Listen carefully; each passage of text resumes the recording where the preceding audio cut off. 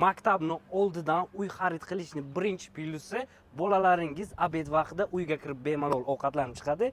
Kitob, daftar esdan chiqqanda ham maktab bir qadam. Shundoqgina 31-maktabning oldida 4 etajli panelli domning 4-etajida kirib yashashga tayyor uyimiz sotuvga chiqadi. Hozir obzorni ichkaridan boshlaymiz. Proyekt bilan tanishtirishni boshlayman. Shundoqgina 31-maktabning oldida hozirda biz 6 metrli balkonda o'tiribmiz. Tashqi tomondan trezalari 2 qavatli akvaplast trezalar qilingan, terlamaslik uchun pastlari mana bunday kafelar tiqilganlar.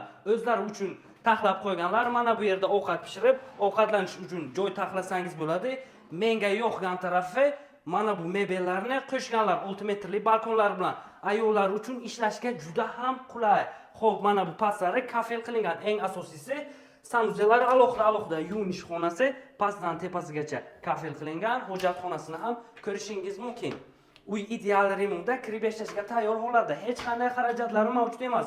Uyning birinchi xonasi pastlari laminat qilingan, yaxshi aboylar qilingan, nimalari qoladi, pardalari qoladi. Xo'p, ko'rishingiz mumkin, eshiklari ham yaxshi. MDF eshiklar, og'izdan ma'lum bo'lsa kerak. Uyga bechirim aboylar qilganlar. Ushbu kvartiramizga 33.900 so'rashmoqda. Xohlasangiz ikkilamchi kredit asosida ham xarid qilish imkoniyatiga egasiz. Kimga qiziq bo'lsa, pastda telefon nomer qoldiramiz, aloqaga chiqib kelaverasiz.